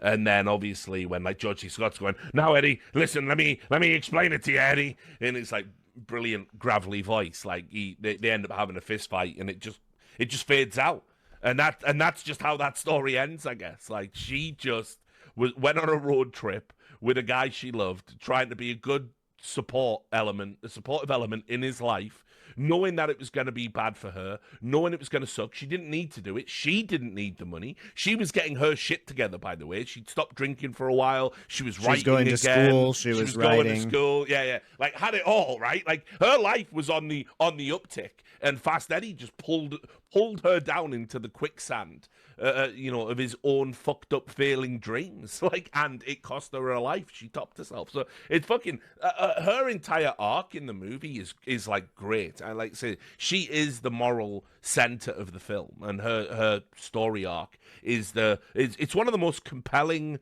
romances I think I've seen, particularly in a sports movie, where a lot of the romances are typically like saccharine, like we saw in Hoosiers, right? Like, nothing wrong with it, but it's like it's an element in a film that, like, Gene Hackman goes, "I've been thinking about kissing you," and it's like, it's all a bit like, why is any of this happening? I don't need this in my Hoosiers, But like this, if you were to take her out the movie, it wouldn't really say a lot. It wouldn't be as profound. Put it that way. Yeah, I will make a correction here. The Hays Code was apparently in effect until 1968, but by the late 50s, they basically hadn't. They weren't really. They also do technically not say what happens to her. Yeah. But I mean, it's really, it is very clear, and I think that this was the time period in which films started to become much more explicit, as we know. By the way, if you want to 50s, take a early breakdown 60s. of that scene, I also do interpret that scene as that is. Here's the thing: if you look at the rest of the film, it's very easy to see the Burt character as sort of he is the winner in some ways. He always plays the angles. He always wins. He always reads the people correctly. That's actually an example of where I don't think he was wrong with how he read her. What he did though was she can't handle someone being incredibly direct like that. Like, essentially, what he's saying to her is, you sort of have a transactional relationship with Fast Eddie. So, like, why can't you fuck me? Like, I'm also here, like, bankroll everything. I'm a winner. I've got money. And in that scenario, like, remember, think about how she got with Fast Eddie. He didn't just get to come up and go, "Here's some alcohol, let's fuck." She turned him down for that. So the difference is, this guy thinks everyone is going to go on his level of, like, this really harsh sort of, like, let's get no brass tacks and do the deal now. And it doesn't matter if I think you think I'm a piece of shit. I can benefit you in some way. The difference is that doesn't work. He doesn't have the softer approach that Eddie did to win her over and get her back. Like, he just actually basically sort of, like, forces her to the fucking the depths of her soul, and then as a result, this is what happens. Yeah. And by the way, unfortunately, she isn't Fast Eddie. She has no real way out of this life either. She's just sort of swirling the drain, and she's looking for company in some ways. Yeah, I mean, what's interesting as well. That's why it is mad that originally this was actually the original category wasn't sports films; it was actually feel-good sports films. Yeah, I can't lie, Monty. I have hustled the fuck out of you on that one, if that's it. Because this is a mad dark. When we were discussing it, Richard, we were talking about it, and I forget which of you guys said like, "Oh yeah, it has a good ending." I'm like, "But yeah, it does in a way, the part it's in really the middle." dark. It's really dark. I mean, and that's what I was saying. For this era, it's really dark as well. Yeah. I mean, look, I think while it's a dark film, I still think the ending is like it ends on a positive note in a way. Like Paul Newman's character Eddie, he's beat Fats. He's proven there's now nothing left in his life to achieve. He's beaten his nemesis, who wasn't really a nemesis at all, was just a nice guy, just a fat dude, fat pro who likes to play pool, pretty good at the game. He has got out from under Bert. He has learned to love other people. I mean, like, instead of using them transactionally, he actually does feel something about Sarah. Like he says right at the end, he says, listen, I'm not going to pay you any money because I think you owe me something for her. And if you do set the goons on me, I'll come back and I'll kill you. I'll kill you. You tell your boys they better kill me, Bert. They better go all the way with me. Because if they just bust me up, put all those pieces back together again, and then so help me. So help me God, Bert. I'm going to come back here and I'm going to kill you. No bullshit. You better kill me. And then, like, obviously Bert realizes, like, okay, he's fucking, he's got the character now. Damn it. Yeah, he has got character now. So fine, keep your money, keep your share. I don't need it. And he walks out of the pool hall, and what we know canonically is that he does go on to have a successful life. He becomes a liquor salesman. Because we know this because The Color of Money exists, which is there is a sequel. Yeah, 20 years later to this movie. They really should. Directed by Martin Scorsese of all people. Like, this is a movie where I want to have the mistake of never knowing what happens. I don't need to see him ever play another frame of pool in my life. Yeah, I mean, I think the hilarious thing isn't The Color of Money where Paul Newman won his Academy Award. Yeah, but that's just the fucking makeup one. That's the makeup. Yeah, that's the makeup for him not getting it this time. I think. Yeah. Which, I mean, look, they do that a lot in the Oscars. Sure. You almost never win the Oscar for the thing you should. Like, as I said, Scorsese getting his best director Oscar for the fucking Departed is like, it's like, I hate that movie. No. Oh, listen. That's another one we have to do. That's why we were talking about the remakes. Yeah. The remakes arc. Yeah, correct. Because Infernal Affairs is the superior Infernal Affairs movie. is so much better. Yeah. But anyway, I mean, like, so we know he goes on to have like a successful life, but then in that movie, he becomes the Burt character essentially. He's drawn back into the world of pool through the medium of he sees stop me if this sounds familiar, a young, good-looking, movie star hustler who can play pool really, really well, but he just needs to be bankrolled and taught a little bit about how to be streetwise and etc. Oh, right. So basically, after everything he says at the end of this film, he ends up becoming Bert. Although, by the way, as if to show the degeneration of films, I like Tom Cruise. He is no Paul Newman. I'll tell you that much. No way. Absolutely not. And by the way, even though I don't even know how old Paul Newman would have been in that movie, probably in his 60s or something, right? Yeah, late 50s maybe. But like he is still handsome as unbelievably four good guys. looking. He's still pace. It's mad. Actually, unbelievably good looking. But anyway, he would have only been 44. No shit. That is wild because he looks really old. Yeah, but in a good way, like Richard. No, sorry. Yeah, he was born in. He's got like grey hair. No. How if the movie's from the 90s, how could it be 40? He'd been a 10 in fucking. No, it's in 86. It was 86. Sorry. Oh, he was born in 25. You guys are right. Yeah. I was gonna say he's like in his 40s. Come on. Yeah, it was like 25 years after The Hustler. Like, so he there you go. But anyway, but like the funny thing about how that movie ends is he starts playing again. So it completely undoes all of the lessons learned in this movie. Classic Hollywood. Let's take the message of the first one that's really important and just undo it. Can I have more money, please? Like, put it this way. What people remember? Oh yeah, it was cool when he played pool, right? Let's just do that. Fuck all the themes. Fuck all the character development. The Hustler 3, where like you know, no problemo Rusky, and then he goes and plays the Russians to decide the Cold War, and at the end he wins, and the Russian guy goes, "You Americans shoot good pool," and then he goes. End with the credits. Nice. Good. Put it this way: there was and then the Berlin Wall just falls down at the end. Exactly. There used to be a comedy series that used to be on. It used to be on like Sunday mornings. It was incredibly edgy in the UK, and it was called This Morning with Richard Not Judy. Oh, sure. And it was same. It was Stuart Lee and Lee Herring. And, was it Richard Herring? Richard Herring. Yeah, Richard Herring, sorry. And anyway, basically, they used to do this bit, and it was called Extra Final Scenes. Yes, my favourite, mate. Yeah, the Titanic one's unbelievable. There's so many good ones in that one, yes. And what essentially, you know my joke when I do my director's cut? That's where I stole this joke from. They just did a thing where it's like an example would be, they have one where it's just the post-credit scene for Titanic, and it's Leonardo DiCaprio comes up like, I'm glad I got rid of that bitch. I fucking hate her anyway. Like, it's like they just do a stupid comedic scene to change the whole concept of the film, you know. Yeah, and basically that's it. The key to the joke is it's a final scene that completely undermines everything that's gone before it, right? So, for instance, my personal favourite is the last scene of Train Spotting when he's like stole the money from everyone. He's like walking away with a bag full of money, and he's like doing a monologue. I'm going to be getting a washing machine. I'm going to be doing it. I'm choosing life. And he's like walking away, and then someone just turns to him and go, "Hey mate, do you want some skag?" And he goes, "Yeah, go on then." And he gets right back on the heroin. Straight fire, innit? So basically, that's what they did with The Colour of Money. Is my point. So, by the way, one thing as well to say, I'll tell you what, I will put Paul Newman's fucking catalogue against any actor who ever lived. Because also, I love The Sting. Sting is one of my favourite movies. Unbelievable also eye for picking movies, mate. The amount, he's in and this is over decades and decades and decades. This guy's so good. I actually think in that sense, him and Robert Redford have a lot in common. They just both have an unbelievable catalogue, mate. Also...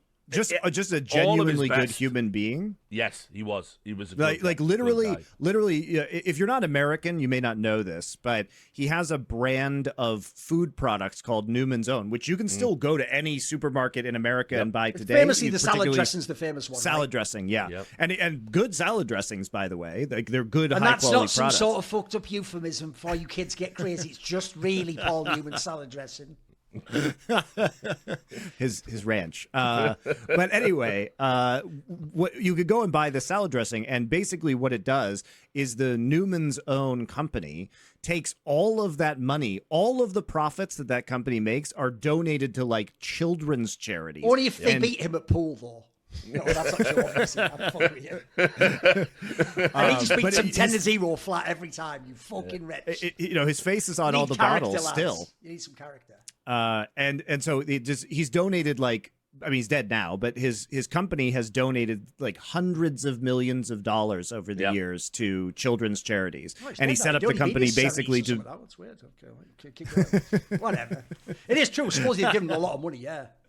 Yeah, so this is something that he did. He didn't take the money also, from isn't it this, so he used true, his image story. and his license to I make money for people children's say charities. That he's also one of those people who actually does do the thing that almost no celebrity does. Because spoiler, just like how charities are tax write-offs, almost every celebrity that does charity that you see on TV does it for the TV op too. That's a big part of it. Yeah. I heard he's one of those people who's sort of like, oh, don't advertise this. I'm not doing it for that reason. I actually heard that was like a thing about him, mate.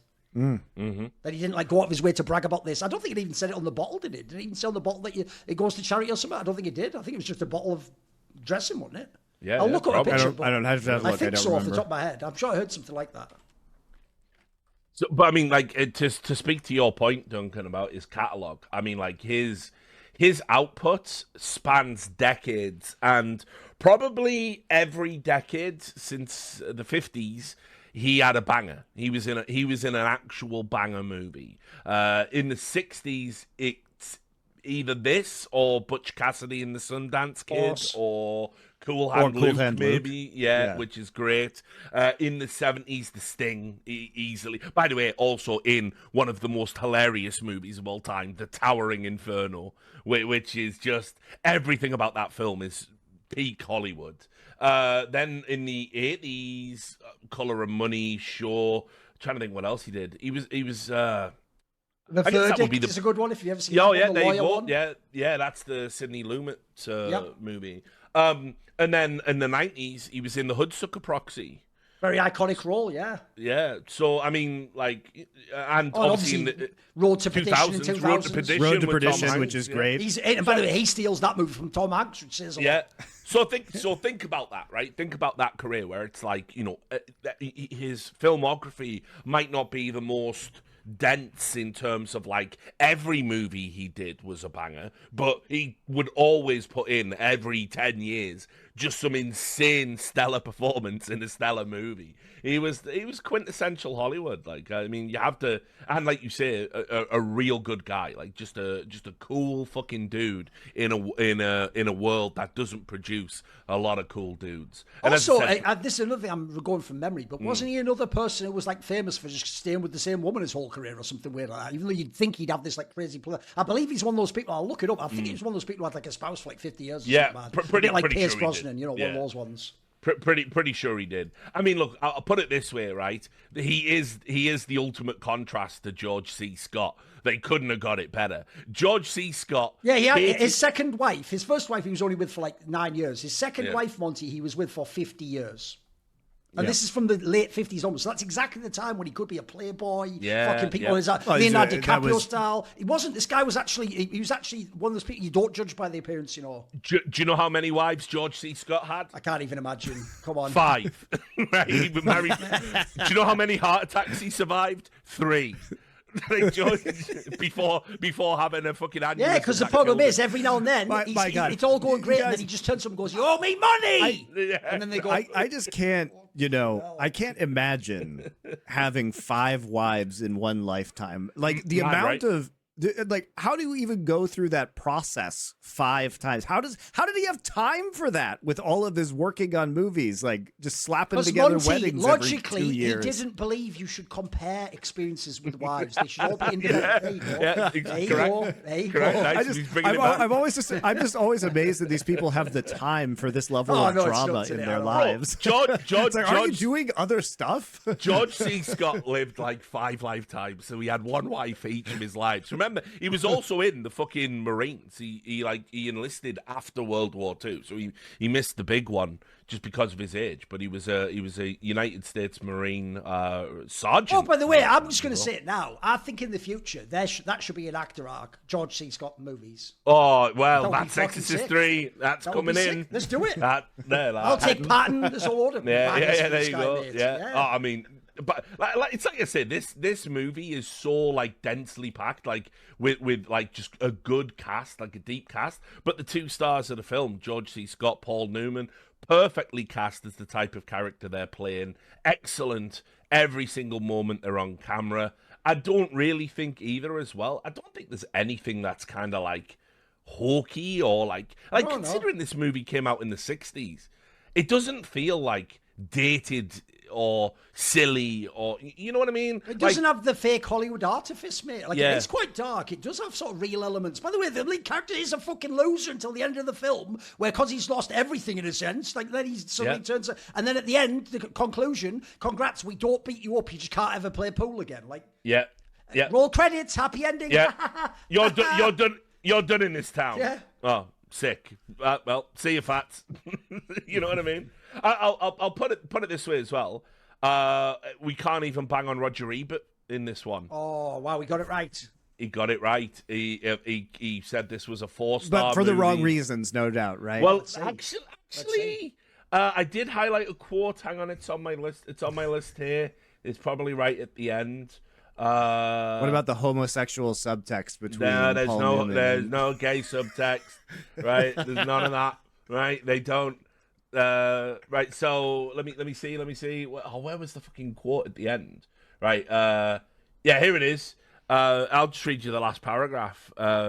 Among the male faces in the movie, most of them old, weathered, cold or cruel, Paul Newman's open and handsome looks are a contrast. But the casting is correct. He isn't too handsome for this ugly world, but a hustler who trades on his boyish grin and shucks way of asking if anybody feels like a game. His face has gotten Eddie almost as far as his pool skills. He doesn't look like a hustler, but then the best ones never do. It actually looks like a rare instance of Roger Ebert understanding a movie. Yeah, mate, actually, you got this one.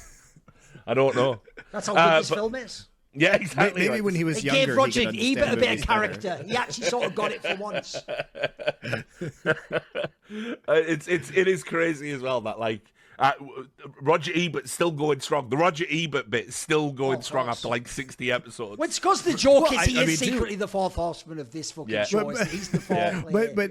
But I think to Roger, the great thing about Roger Ebert is he's the only critic who was a major critic in America during this entire time period. We have decades of his material to work from as we bounce around in film history. So now he had a great work ethic. I'll say we have to say, give him his roses on that one. If I remember correctly, though, he did say Butch Cassidy and the Sundance Kid was a 2.5-star movie. Yeah, I know. Again, two of the most arrestingly charismatic leads of all time in a mega body cop style feel good with the tragic comedic element. You almost couldn't design a better film, you fucking idiot.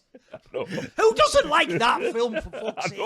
I've never met anyone who hasn't seen it. Imagine getting to the end and going a bit mid that. Yeah. Didn't really do it for me. Mental in it. Anyway, turn on 500 Days of Summer. Yeah, exactly. Yeah. Now that's 4 stars. Yeah, that's a classic. Fuck off. Yeah, I like the Fuck Smiths off, too. Roger Ebert. Yeah.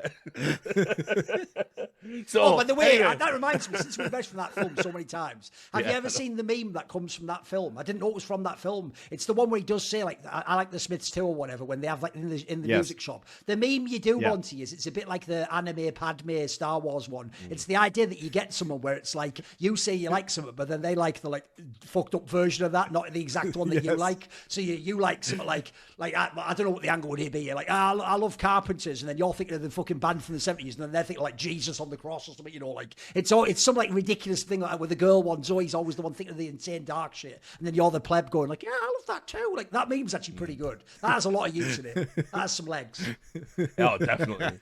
But yeah, look, I mean, probably in terms of overall movie quality, this arc has absolutely slapped. When you consider maybe the worst movie, just objectively on a technical level, it might be Rudy.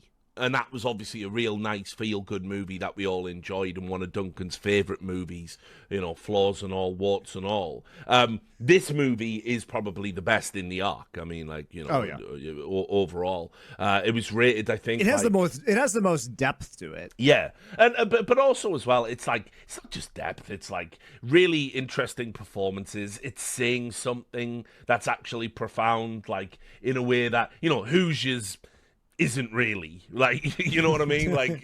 It's not really a profound Hoosiers is just an American experience. That's what it exactly. And obviously, fucking Field of Dreams is just don't question the rules of Ghost Baseball. Got to make that T-shirt for the last. That's going to be the one once he makes the rewatch of, isn't it? We have to see it the second time. We've not seen that 700 times. I don't think it gets better the second time. It is what it is. If you don't vibe with the baseball dad nostalgia, I just don't think you're gonna have a good time with that movie. So. Yeah, I mean, look, but this one was obviously a great movie. It's just a great movie. Yeah. Doesn't matter what the arc is or any of that stuff, and it's really held up by some strong central performances, a great fucking script. I mean, you've got to. I mean, by the way, imagine trying to sell this movie to a studio. So it's right, so what have you got for me? Well, okay, it's a pool movie. Oh, okay, so there's lots of good pool. It was based off of a novel, so at least they had some success on that novel to go off of, right? Yeah, so it's lots of good pool in it? No, actually not much of that. Right, okay, all right, well, so what's it about? It's about a guy and he wants to beat this other guy, Minnesota Fats. All right, classic antagonist, protagonist. No, the antagonist is barely in the movie and actually isn't even an antagonist by the end. Oh, okay, so what else is in the movie? movie. Well, we got a love interest. Oh, okay, so really hot chick, Paul Newman with some beauty. No, like some 40-year-old drunk. No, she's a 40-year-old lush with polio. like how the fuck have you made the studio bite at this? Like, it's actual testament to how good the fucking material is, like that this got made at all. And I also do want to add as well, although there isn't any there's not a lot of music in this movie, actually, I will just say the opening and ending tunes, the score, it really does bring you into the world of, like, it's sleazy, dark pool halls, sticky floors. I also do want to shout out the montages, because the montages where they're overlaying the shots on top of each other are really cool looking. And the way that they represent the pool games kind of shot to shot, like those are very, very fun to watch, because you get to see all the crazy shots that Thorin knows are impossible, but are really fun to watch. And they do get a very good sense of time passing.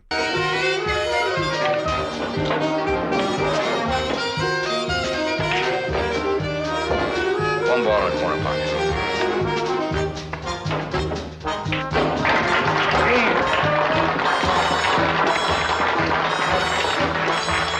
To that point, the reason the reason the shots are so good is they brought in Willie Mosconi, the professional American pool player. He's considered like the greatest of all time, one of the greatest, but for many the greatest. He actually was the technical guy doing all that shit when it was off camera. So the reason the shots are fucking insane is it's like the greatest pool player of all time doing. I assume they brought somebody really good in, right? Yeah. That's a fun piece of background. Willie Mosconi was basically the technical advisor for this, and like every time, whenever that ball's doing that thing, it's what they call English in US pool, which is like spin on the ball. Whenever it's doing that shit, and it's like he's behind the fucking 8-ball here, and he needs to put a ball here, so he just goes like. That's actually Willie Mosconi doing that, because obviously for the rest of it, if you pay attention to any movie about pool or any film that has a pool scene in it, the ball is always over the pocket. And because if you had to rely on people making the shot, that's like an extra 10 takes, that's like super expensive. So you just put the ball over the pocket and he goes, right, that's game. You always do that like movie trope. But not in this film. Like so there is a like level of attention to detail where even though the pool barely features, the shots are good from a technical aspect when you get to look at them. And also as well, just a shout out to the fucking the reverse hustle that becomes another hustle in the form of when he goes to hustle that fucking rich dude. And he's like, billiards is my game. It's like he never fucking played a game of billiards in his life. And he's like, no, I can play. And he goes, you're hustling me, kid. I don't play pool, Mr. Felton. I play billiards. My house, my game. You don't have to play if you don't want to. We won't. Come on, Bert, let me play. And he ends up beating the guy after getting the pants fucking thrashed off him, because obviously if you know billiards, it's a very different fucking game to straight pool, 9-ball pool. It's like it's a completely different world. But Paul Newman's character is so good, he can go to a stranger's house, drink all day, learn the rules of billiards, and then be a really accomplished billiards player. Great stuff. But yeah, just a mega movie. I wonder if people will not like the black and white element to this, because I don't know about you, but I actually find, even though we were saying the thing about it doesn't bring out Paul Newman's eyes, I find black and white, when you shoot it well, does do something different with the color palette and the gradation that is different from color. It's not that color's better always. Like, for example, I think when like the classic example is anything with shadows, it looks unbelievable on black and white. Like, and actually on film especially, it can look really striking. Like, they're in pool halls. This is all, everything's shadows and lights here and reflections off balls. It actually adds to the atmosphere for me. Yeah, I mean, look, people didn't bounce off The Lighthouse or Casablanca, which are both black and white films. I expected we would get some pushback, especially on The Lighthouse, because it's a modern movie that's shot in black and white, but nobody complained as far as I could tell. They just thought it was a great movie. Interestingly enough as well, because of the black and white element, some film critics do consider this to be a neo-noir. I don't. I would never put it in there because obviously the key elements there's no femme fatale in this movie. In fact, there's also no like police, private detective, gay, mafia conspiracy. There's it not sounds like they just think the elements. Alarming's black and white film. Yeah, well, no, I think it's because it's seedy. I think it's because it's like seedy gambling. Yeah, it's got elements of crime, elements of greed. It explores, but the crime really isn't the front and center of this. Like hustling isn't a crime. You know what I mean? What they're doing kind of is, right? Because you're gambling, you're betting on games. That would be illegal at that, right? So. Yeah, in a way, defrauding someone is a moral crime. Yeah. I mean, it's a moral crime, but I mean, nobody's out there breaking up, like putting money matches in pool halls. I mean, that's absurd. Everybody does that. Yeah, sure. Oh, by the way, that's even one little joke they slip in there in the beginning of the movie. He goes into that pool hall and it says in massive letters on the side like no money games or something and the joke is that's all everyone's going there to do. That's the whole point. It says no gambling, and then literally the entire hall is just like watching this gambling match going on. It's like 30 guys just like stopping their games, just watching the money matches. Yeah, I thought it was very funny. That's a nice little visual gag. But yeah, so as I said, I think I hope people definitely like vibe with this movie. I think it's one of those films where it's so much bigger than the scope of what the story is actually telling you. Like what the lesson of the film ultimately expresses is far more important and potent than just get good, lol. Which is, there's probably some people that have watched this film and gone, oh, it's great, he beats him at the end, wicked, and like they've learned absolutely nothing. That's not what this movie's about at all. And it is just, it's really stood the test of time in a way that a lot of 60s movies haven't. Just because of the performances are so fresh and original and committed, and the storyline is ultimately about something which is never going to go away, which is, how do we master our own obsessions, and how do our obsessions affect those around us? Anyone that wants to be good at something, which, by the way, is most people. We all have an aspiration. It doesn't have to be sports related. It can be anything at all. A lot of us will tunnel in on that to the detriment of the people we care about. And obviously here, it has, lethal consequences for doing so. But that is the catalyst, unfortunately, for the main character to sort of become a better person. Although apparently, not if you believe the sequel. By the way, one thing as well I actually thought that was clever how they portrayed it in this film is the fact that in that opening scene when he does the hustle while drunk, they also show why you shouldn't feel sorry for anyone who gets hustled, because they all think they're taking advantage of a drunk and they're going to win his money off him because he's like an addict. Yeah, they're all trying to take advantage of him. These people, let them get fucking wrecked. Go on, get wrecked, dickhead. Yeah, correct. I mean, that is, it's like you said, that is the kind of irony as well in the film. It's like, being a hustler is like, it's like, so even when you lose, you've just got out hustled by another hustler, and the people that you hustle are trying to take advantage of you. Like there is no good guy. Well, the genius is you make them think they're hustling you, but actually exactly. You were setting them up the whole time, which is why it's genius. Also, by the way, that's also why it ties to the thing at the beginning where it says no games, unless they're actually thugs or mafia people that'll beat you up. The reason why they have to just take it when they lose is because who are they going to do? Go and tell the cops? It's like that concept that if you're a drug dealer, you can't go, he nicked my drugs. It's like, you're not supposed to sell drugs, so you sort of checkmate on that one, mate. We got you on that one. Yep. So I mean, just a really, really cool film. Always great to rewatch and check in. And as I said, with Paul Newman, just one of the legends of Hollywood. But for me, it's kind of George C. Scott's film, because I just fucking love this guy. I love how just really sleazy and greasy and cruel and horrible he is, and also as well, like, I mean, he did sort of descend towards the end of his career, like a lot of actors do, like Pacino. He did just become shouty George C. Scott, right? Like, I mean, I think he does it excellently in Exorcist 3, but you could go on YouTube now, type in George C. Scott Exorcist 3, and you will find montages of him just shouting at people and he's just like losing his mind all of the time. He was very, very good at that. But here it is a lot more subtle, a lot more nuanced. And like I said, I think he just steals the movie every scene he's in. So worth watching just for him. He got nominated. As I said, he got nominated for this Best Supporting Actor, declined it, of course. Paul Newman got nominated, Best Actor, didn't win it. I think Laurie Piper got nominated, Best Actress, didn't win it. I think this got nominated for Best Picture, didn't win it.